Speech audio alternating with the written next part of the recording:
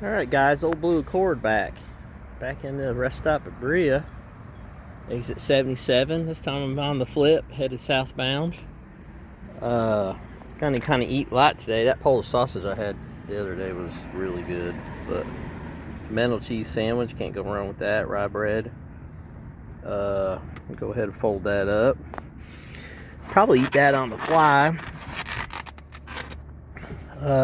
Gonna go ahead and just look over the Jeep real quick. Tires look good. I just stopped for gas at Buc-ee's, exit 83, but it was absolutely crazy. And I did videotape a little bit of it, but I don't think it came out right. So I flipped the phone and it made the perspective go sideways. It does that a lot. But what I want to blow through real quick is I'm getting 18 miles to the gallon now on the way up. I always try to check my tire pressure. I like to keep my tire pressures kind of balanced, and that's pretty darn good. So that's something I kind of pick on when I'm driving. I'll stop sometimes and just tune them up a little bit. I am at over 90,000 miles too, so how about that? So yeah, so pretty good miles. Just flip through. It's got a lot of little telemetry things in it, so it's kind of fun. So there's my current range and mileage, and I'm going to go ahead and reset that because I just gassed up, like I said, 5 miles ago. So I'm going to get a reading that's going to be all highway, and then the next is your trip. As you can see, did pretty good on the trip mileage, 18.2. So I'll go ahead and clear that out. You got to hold the button down. And then the second one is the one where I kind of use like a pretty good distance. So see, and that's kind of my overall for the last couple weeks. I kind of like to keep that just the way it is, so I'll leave that there. Yeah, and then everything else looking good. Like I said, I can check my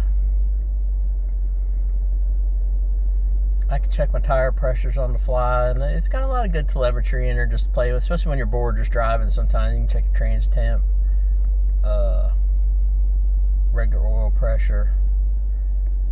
Yeah, got all that good stuff there. And the same thing with the SRT pages. When you enable the SRT pages, you get a lot of the same numbers. So I'll leave it back on there, and I'll let this spin up. It takes a minute because it's an old slow. Oh, and I did my projector light on my Jeep, and I'm gonna do a video of that because that was a mess. But it's kind of interesting. They're xenon bulbs, and it's HID type bulb, so you have to be careful with it and everything. So seeing this SRT pages, I can get a whole bunch of telemetry, oil temperature.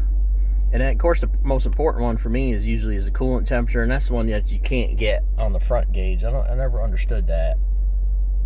It's up here, but obviously with no numbers, I kind of know where it's supposed to run. So right above that first line, and that's about 200 degrees right there, so that's about right. And then the trans temperature stays about 190, 195. Even when I towed the other day, which I towed probably close to 6,000 pounds, that temperature, I kept an eye on that a little bit more than I normally do, and it never went up over 200. I was kind of surprised. I did do some manual shifting, but yeah, must has a good transmission cooler, and it keeps the transmission temperature at the right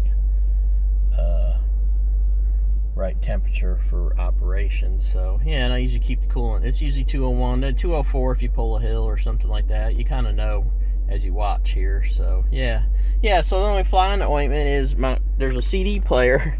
It's kind of funny, it's up underneath the armrest, and it's not working.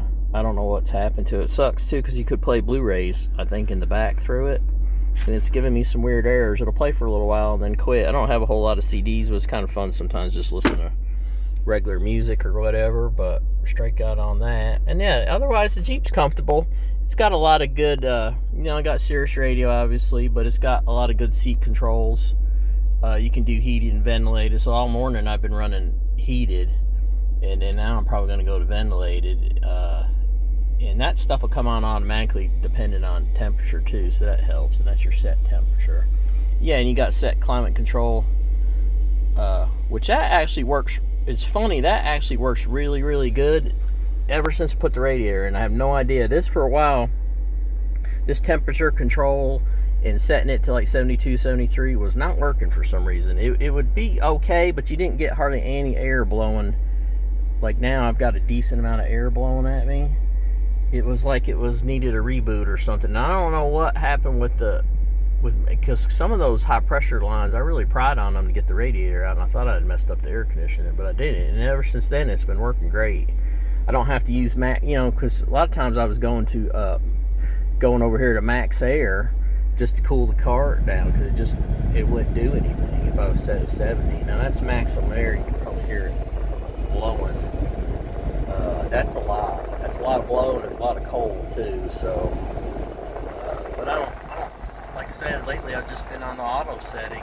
Auto, and it's got split seats, so you can do his and hers. I just keep it on sync. Sync means it'll do both, and I can just change it.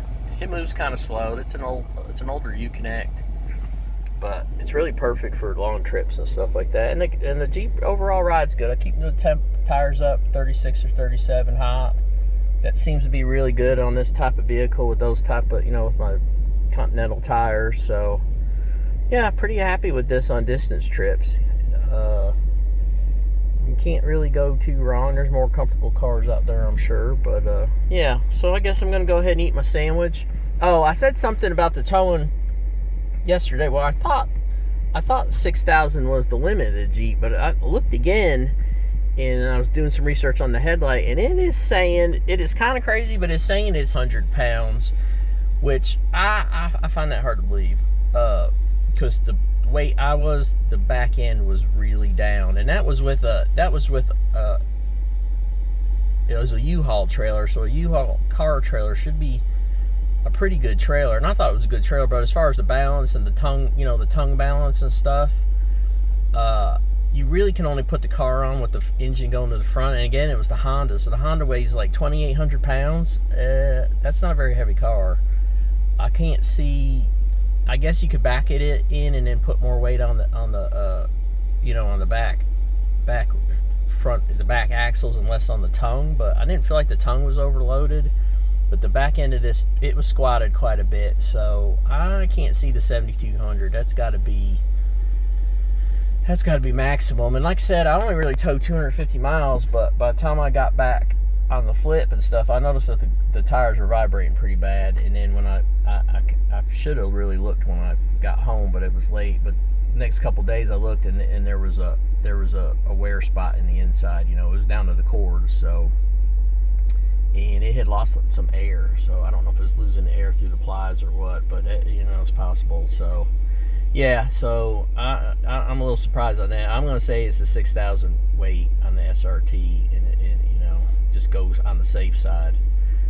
If you need to tow more than that, you really need a pickup truck with a longer wheelbase anyway. It didn't sway. It did really good. I was actually impressed with the car trailer. It's got its own like inertia brakes or whatever they call them, gravity brakes. So yeah, I didn't have any trouble braking or accelerating. Obviously accelerating, you have a lot of power, but yeah, pretty good overall. So all right, well, that's Old Blue Accord. Oh, and about Berea too, I was gonna say they got good 5G. So I'm probably gonna try to upload this video as I drive. Why not?